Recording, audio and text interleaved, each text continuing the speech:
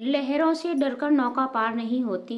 लहरों से डरकर नौका पार नहीं होती, कोशिश करने वालों की कभी हार नहीं होती। हेलो एवरीवन, अब आपके पास सीटेट के एग्ज़ाम के मात्र कुछ ही दिन बचे हैं, तो इस समय बहुत ज़्यादा चिंता और घबराहट होती है। क्या करें और किस तरीके से तैयारी करें कि हमारा सीटेट क्लियर हो जाए। कुछ लोग बार बार असफल हो जाते हैं, उनको तो बहुत ज़्यादा हो जाती है, और जो लोग पहली बार भी दे रहे होते हैं उनको भी होता है। यानी सबको लगता है कि सीटेट हमारा क्वालिफाई हो जाए। तो आज मैं आपके लिए एक ऐसी ट्रिक लेकर के आई हूँ, एक मतलब मैं ऐसे पॉइंट आपको बताऊंगी। आप वीडियो को लास्ट तक अवश्य देखना कि इस वीडियो को मैंने अपने एक दूसरे चैनल पर डाला था। उस पर बहुत सारा आपका प्यार मिला और बहुत से लोगों की मतलब सीटेट इससे पास भी हुआ है। मैं कमेंट भी आपको दिखा दूंगी, लोगों ने जो कमेंट किए हैं। ठीक है, जो ये ट्रिक मैंने आपको बताई है, तो आप इस वीडियो को लास्ट तक अवश्य देखना और यकीन मानो आपके 90 प्लस नंबर अवश्य आएंगे अगर आप इस ट्रिक को फॉलो करोगे। तो चलो शुरुआत करते हैं, वीडियो को आप लास्ट तक अवश्य देखना। हेलो एवरीवन, तो जैसा कि मैंने आपसे बोला है कि मैं आपको ट्रिक और टिप्स बताऊंगी जो आपको अभी से लेकर के, ठीक है, आज से और अभी से लेकर के एग्जाम रूम में, ठीक है, एग्जाम रूम तक आपको क्या क्या फॉलो करना है, एग्जाम रूम में भी आपको क्या क्या चीज़ें अपनानी है, और आज से अभी से आपको क्या क्या चीज़ें अपनानी है, क्या ट्रिक अपनानी है, पूरी प्लानिंग आपको बताई जाएगी। तो चलो शुरुआत करते हैं। तो देखो, सबसे पहला पॉइंट है रिवीजन का। ठीक है, तो ऐसा मत करना कि अगर आपके सिलेबस में, ठीक है, देखो सिलेबस कंप्लीट करना बहुत जरूरी है। अगर आपके सिलेबस में आपसे कुछ छूट गया है, ठीक है, आप उसको भी पूरा करिएगा। लेकिन साथ ही साथ आपने अभी तक जो भी पढ़ा है उसका फुल रिवीजन भी आपको अवश्य करना है।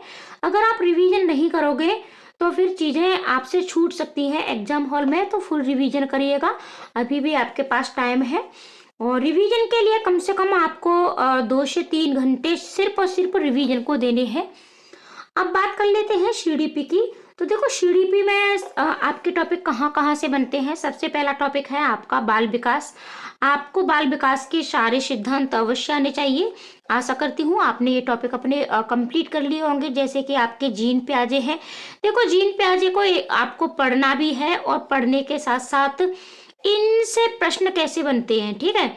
और फुल सीडीपी क्लास आपको दी जा चुकी है, आप उसे भी देख सकते हो, प्लेलिस्ट में जाकर के आपको सारी चीजें मिलेंगी। जीन प्याजे हैं, ठीक है, आप बायगोस की है।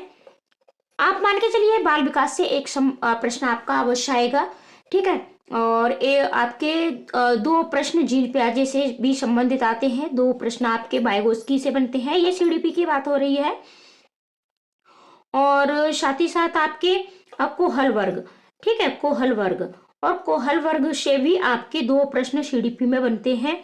और बाल विकास से वैसे तो एक प्रश्न तो आपको मिलेगा ही मिलेगा, आपको 2 से 3 प्रश्न भी देखने को मिल जाते हैं यहाँ से, ठीक है। और साथ ही साथ आपको जेंडर से प्रश्न अवश्य मिलेगा, ठीक है, जेंडर की भूमिकाएं, ठीक है, जेंडर की भूमिकाएं जैसे लड़का लड़की में आपको भेद नहीं करना है, आपको समान देखना है, चाहे कि कैसी भी चीज पूछी जाए, ठीक है, आपको समानता के साथ जाना है जेंडर में।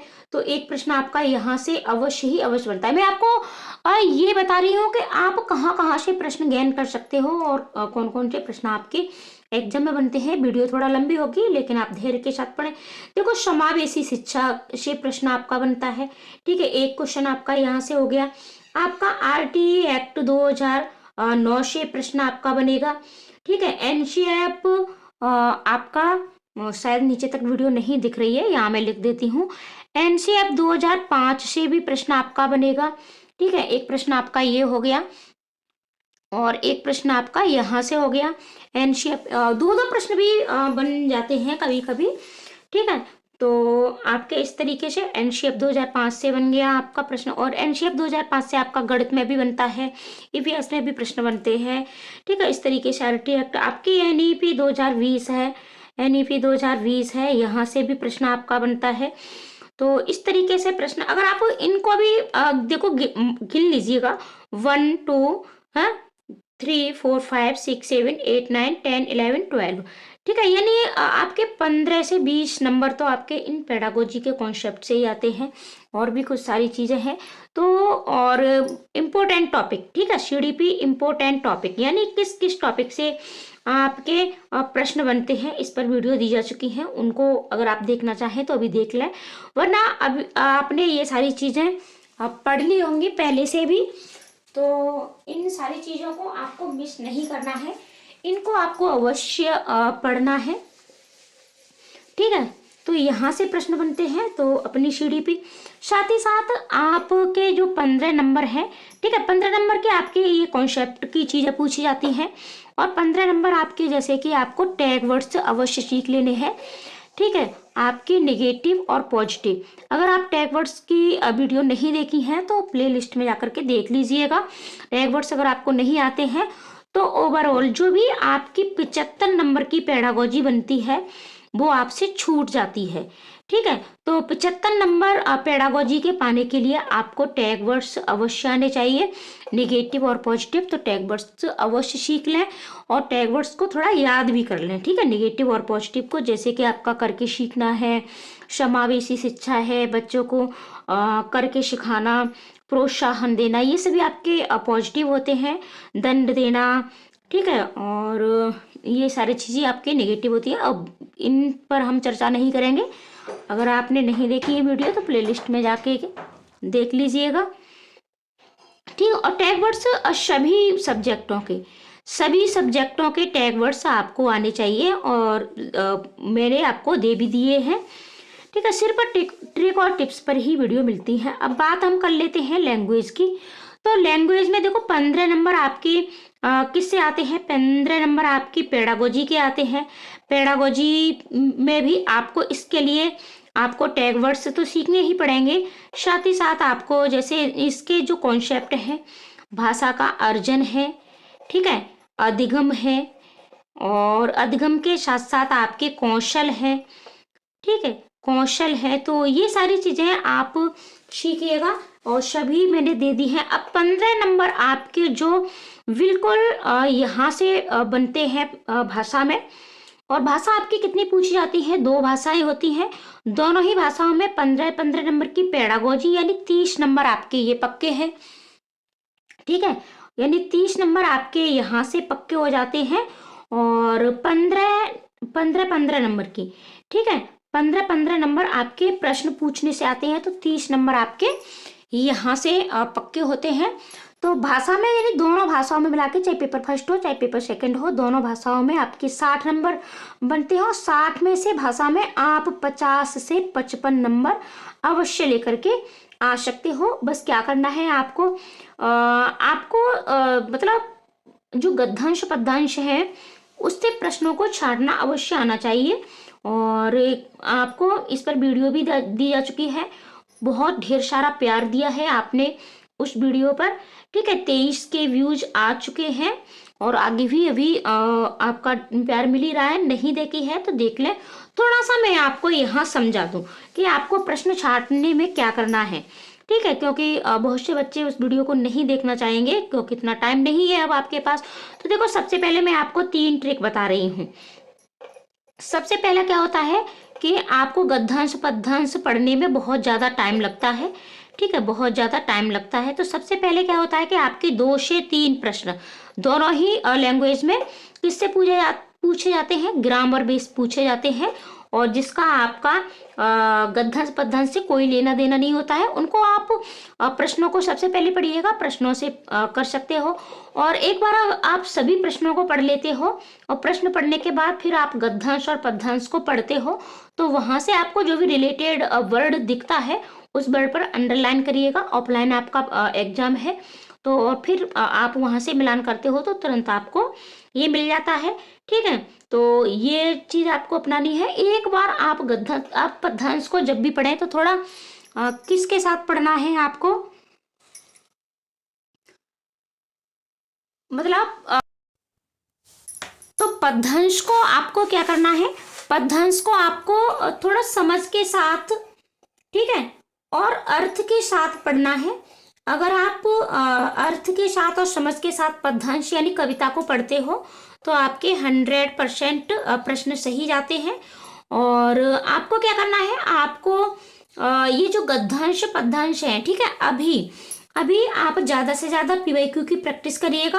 और ये प्रैक्टिस आपकी सिर्फ और सिर्फ 2 घंटे में होनी चाहिए, ठीक है। अगर आप पूरा पीवाईक्यू लगाते हो तो सिर्फ 2 घंटे में आपकी प्रैक्टिस होनी चाहिए। और अगर आप सिर्फ भाषा का लगाते हो या किसी एक ही सब्जेक्ट का लगाते हो, जैसे आप भाषा का लगा रहे हो, तो ये सिर्फ आपके जैसे 30 प्रश्न है, तो 30 प्रश्न आपके 30 मिनट में, ठीक है। इससे ज्यादा का टाइम आपको नहीं लगना चाहिए। इससे ज्यादा हो सके तो, और मैं तो कहती हूँ कि 20 मिनट में ही आप इसे खत्म करिएगा, अगर इतनी आप प्रैक्टिस कर लेते हो। क्योंकि भाषा के सेक्शन में आपको गद्यांश पद्यांश पढ़ने में बहुत ज़्यादा टाइम लगता है, प्रश्नों को छांटना, तो ज़्यादा से ज़्यादा पीवाईक्यू अगर आप भाषा के लगा लेते हो तो कम समय में आप प्रश्नों को छांट लेते हो। साथ ही साथ एक मेन गलती, इस पर मैंने वीडियो भी बना दी है कि आपको सीटेट में तुक्का कैसे लगाना है, OMR फिल कैसे करनी है, ठीक है। सभी पर वीडियो दी जा चुकी है। OMR फिल में आपको कैसे करनी है, कहाँ कहाँ गलती होती है, ठीक है, और भाषा में आपकी कहाँ गलती होती है। और भाषा की एक ऐसी गलती है कि यहाँ आपके पूरे 30 नंबर पूरे के पूरे गायब हो जाते हैं, आपको कुछ भी नहीं मिलता और आप फेल हो जाते हैं, ठीक है। तो ये गलती भी आपको नहीं करनी है। साथ ही साथ आपको जब कुछ भी नहीं आए पेपर में, ठीक है, और आपके पास समय भी नहीं हो, तब आपको तुक्का कैसे लगाना है, और ये तुक्का 100% काम करता है, इस पर भी वीडियो दी जा चुकी है। तो पहले मैं थोड़ा सा आपको बता दूं कि भाषा के सेक्शन में आपको एक गलती और भी हो जाती है, और वो गलती क्या है आपकी, देखो एग्जाम रूम मिस्टेक सभी पर मैं चर्चा करूंगी, थोड़ा भी भाषा की बात हो रही है, ठीक है, तो हम भाषा पर ही कर लेते हैं। भाषा जैसे आपने फर्स्ट लैंग्वेज ली है और सेकंड लैंग्वेज ली है, तो अगर आपने फर्स्ट लैंग्वेज में, ठीक है, फर्स्ट लैंग्वेज में अगर आपकी हिंदी, ठीक है, अगर आपकी हिंदी और इंग्लिश है, यही दोनों है, तब आपको सिर्फ एक ही प्रश्न पत्र मिलेगा मेन, ठीक है, और इसमें हिंदी और इंग्लिश दोनों आती हैं। लेकिन अगर आपने सेकंड लैंग्वेज इन दोनों में से कोई और दूसरी ली है, जैसे कि आपने संस्कृत ली है, ठीक है, उर्दू ली है, या फिर आपकी जो भी लैंग्वेज है, 22 भाषाओं में सीटेट का एग्जाम होता है, तब आपको मेन पेपर के साथ साथ, ठीक है, आपको मेन पेपर के साथ साथ एक दूसरा पेपर भी मिलेगा जो सिर्फ और सिर्फ आपका भाषा का होगा। और ये दूसरी सिर्फ ये पेपर में आपके पास, ठीक है, 60 प्रश्न मिलेंगे आपको। जैसे कि अगर आपने संस्कृत का लिया है तो इसमें आपको संस्कृत फर्स्ट और संस्कृत सेकंड 2 मिलेंगी, ठीक है। और अगर आपने उर्दू का तो उर्दू का अगर ये वैसे तो आपको मिल जाएगा, अगर नहीं मिले तो आपको परीक्षक से मांग लेना है अपने में, ठीक है। अब गलती कहाँ होती है, गलती देखो ऐसे हो जाती है, जैसे कि आपने फर्स्ट लैंग्वेज, ठीक है, आपने फर्स्ट लैंग्वेज ली है, कौन सी ली है, हिंदी ली है, ठीक है, हिंदी।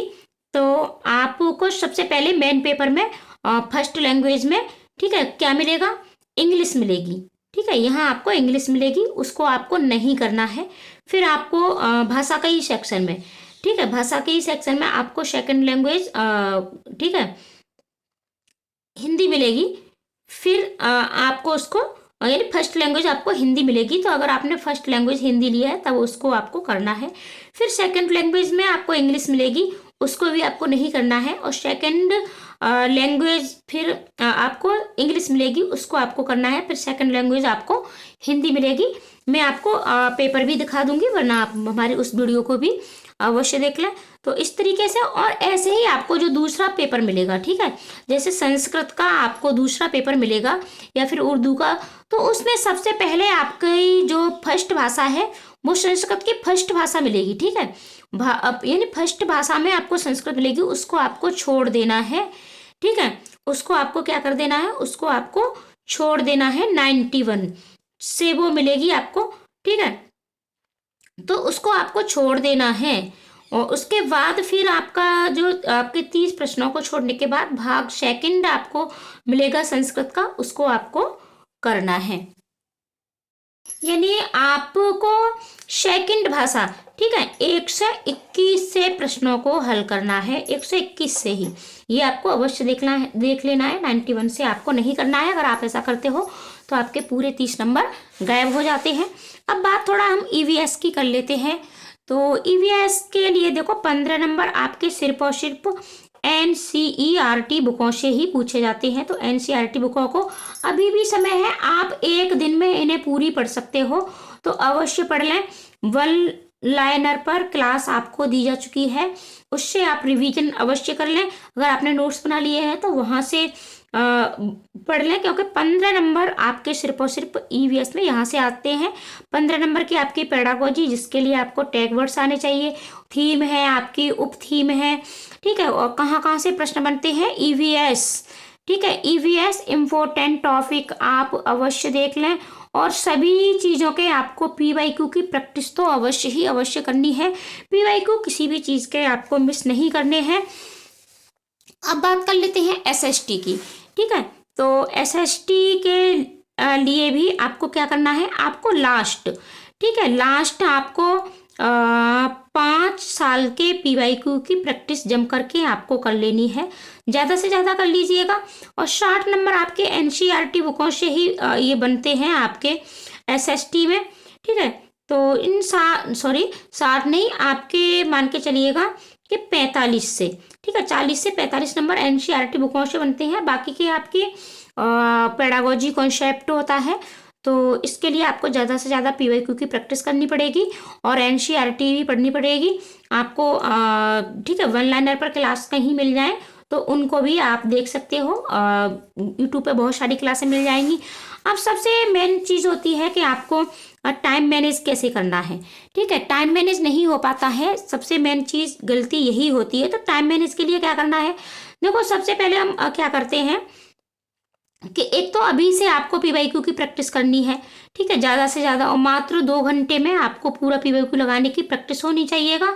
और आपका किस टाइम पेपर है, सुबह की पाली में है, तो कितने बजे से कितने बजे तक पेपर है, उतने ही बजे आप अभी 4-5 दिन पीवाईक्यू लगा लीजिएगा, आपका माइंड उसी टाइम पर सेट हो जाएगा, ठीक है, आप अभी कर सकते हो।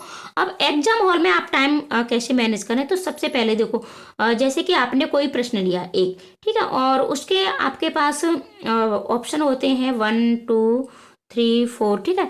अब क्या है कि अगर आपको ये प्रश्न आ रहा है तो हम 2 मिनट में, ठीक है, 2 मिनट में हम गोला भर के और आगे बढ़ जाते हैं। अगर आपको इस पे, ठीक है, 1 मिनट से ज़्यादा का समय नहीं देना है। 1 मिनट में अगर ये आपको प्रश्न आ रहा है, ठीक है, तब तो ठीक है, अगर नहीं आ रहा है तो आपको क्या करना है, आपको इस प्रश्न पर, ठीक है, इस प्रश्न पर इस तरीके से गोला करिएगा और आगे आप दूसरे प्रश्न पर बढ़ जाइएगा। और एक चीज़ और मैं बता दूं कि देखो, गोला भरते समय क्या होता है कि हम लोग क्या करते हैं कि हम पूरे पेपर पे हम टिक लगा देते हैं और फिर उसके बाद OMR में, ठीक है, फिर उसके बाद हम OMR में गोला फिल करते हैं। लेकिन ये गलती नहीं करनी है, क्योंकि अगर आप पूरा पेपर में सॉल्व करने के बाद, टिक करने के बाद फिर OMR भरते हो, तो अगर आपका एक भी सीरीज गलत हुई तो पूरा पेपर आपका गलत हो जाता है। तो मैं तो ये कहती हूँ कि आपने प्रश्न पढ़ लिया, ठीक है, प्रश्न पढ़ने के बाद तुरंत OMR में भरिए। अगर इतने नहीं भर पाते हो तो 5 प्रश्न, ठीक है, सिर्फ 5 प्रश्न से ज़्यादा, 5 प्रश्न से ज़्यादा आप टिक करने के बाद, यानी अगर आपने 5 प्रश्न सॉल्व कर लिए हैं तो फिर उनको OMR में अवश्य भर लीजिएगा। एक तो इससे ये फायदा है कि आपकी सीरीज गलत नहीं होती है, साथ ही साथ कभी कभी क्या होता है कि हम पेपर में ही लगे रहते हैं और फिर हमारे पास बहुत कम टाइम होता है, जैसे कि 5 या 10 मिनट का समय बचता है, और फिर हम हड़बड़ाहट में गोले भरते हैं, तो फिर यहाँ भी गलती हो जाती है। तो ये भी आपको नहीं करना है, ठीक है। आप प्रश्न पढ़िएगा, प्रश्न पढ़ने के तुरंत बाद आप OMR में उसको फिल कर लीजिएगा। आधे अधूरे गोला नहीं भरना है, जैसे ये आपका गोला है, आधा अधूरा नहीं भरना है, इसके बाहर भी नहीं भरना है आपको। और मोटी पेन का इस्तेमाल करिएगा, ठीक है, बॉल पेन का ही इस्तेमाल करना है, ब्लैक का करना है। और अब देखो हम कहाँ थे कहाँ आ गए, तो देखो टाइम मैनेज की बात हो रही है, यानी आपको दूसरे प्रश्न पर बढ़ जाना है, दूसरे प्रश्न पर बढ़ जाना है, उसको कर लीजिएगा। 1 मिनट से ज़्यादा का टाइम मत दीजिएगा। और प्रश्न पत्र को 3 राउंड में, ठीक है, यानी आपको 3 राउंड में आप प्रश्न पत्र को करिएगा। पहले देखो कुछ प्रश्न है जो हमें बिल्कुल यानी देखते ही आ जाते हैं, उनको भर दीजिएगा। जो प्रश्न नहीं आ रहा है उस पर गोले कर दीजिएगा, फिर आप उसको देख लीजिएगा। फिर यहाँ आप टैग वर्ड्स का इस्तेमाल करिएगा। नेगेटिव पूछा है तो नेगेटिव के साथ जाना है, पॉजिटिव पूछा है तो पॉजिटिव के साथ जाना है। ऐसा नहीं है कि आपसे नेगेटिव नहीं पूछा जाता, ज़्यादातर आपको फंसा दिया जाता है, नेगेटिव पूछा जाता है। नोट का विशेष आपको मतलब ध्यान रखना है। अगर आपसे नोट पूछा है तो उसके नीचे आप गोला कर लीजिएगा, ठीक है। ये भी गलती आपसे नहीं होनी चाहिएगा। और अब देखो एग्जाम रूम में क्या है कि सबसे पहले तो देखो टाइम मैनेज की बात हो गई, ठीक है। एग्जाम रूम मिस्टेक वही, यानी आपको अपने एडमिट कार्ड को अच्छे से पढ़ लेना है। एडमिट कार्ड को अच्छे से पढ़ने के बाद, ठीक है, जो भी वहाँ निर्देश दिए गए हैं उन सबको फॉलो करना है। वही सारी चीज़ें आपको अपने साथ ले जानी है। तो एक मोटा पेन अपने साथ, ठीक है, बॉल पेन जो मोटी डिब्बा लाता है, तो देखो गोले भरने में आसानी होती है, तो उसको अपने साथ अवश्य ले जाएं, ठीक है। पेपर सॉल्व आपको 3 बार में पेपर सॉल्व करना है। देखो सबसे पहला 3 तरह के प्रश्न होते हैं। एक प्रश्न जिन्हें आप देखते ही सॉल्व कर देते हो, ठीक है, और दूसरे जिनके आप 2 ऑप्शन में फंस जाते हो, यानी 2 ऑप्शन आपको लगता है ये भी सही है और ये भी सही है, तो इस तरीके से, तो उनमें आप टैग वर्ड्स के साथ जाइएगा, ठीक है। कोई कीवर्ड्स टैग वर्ड्स ढूंढिएगा, आपका 100% ये सही होगा। एक प्रश्न होता है कि जो आपको बिल्कुल भी नहीं आ रहा है, ठीक है, तो उसमें भी आप कुछ ना कुछ ऐसा पॉइंट ढूंढिएगा और आपका प्रश्न ये सही होगा, ठीक है। तो इस तरीके से आपका 3, और पहली बार में जो प्रश्न आपको आ रहा है उसको करिएगा, जो नहीं आ रहा है इस पर गोला करिएगा। दूसरी बार में जो गोले किए हैं उन प्रश्नों को करिएगा। फिर भी अगर आपका कोई गोला बचता है उस पर डबल गोला करिएगा। इस तरीके से आपका कोई भी प्रश्न छूटेगा नहीं। साथ ही साथ आपकी देखो नेगेटिव मार्किंग नहीं है, नेगेटिव मार्किंग नहीं है, तो पूरे आपको 150 प्रश्नों में से कोई भी प्रश्न छोड़ के नहीं आना है, सभी गोले आपको भरने हैं और अपना पूरा पेपर सॉल्व करने की अवश्य कोशिश करें। ऐसा ना हो कि आपसे पेपर छूट जाए, पेपर आपसे बिल्कुल भी छूटना नहीं चाहिएगा। और लैंग्वेज मिस्टेक पर बात हमने कर ही ली है कि आपकी देखो 91 से आपकी फर्स्ट लैंग्वेज से शुरू होती है, ठीक है, और आपकी 121 से सेकंड लैंग्वेज शुरू होती है। हिंदी इंग्लिश ली है तब भी आपको ये चीज़ें ध्यान में रखनी है। और फुल डिटेल वीडियो आपको ये दी जा चुकी है, तो वीडियो को ज़्यादा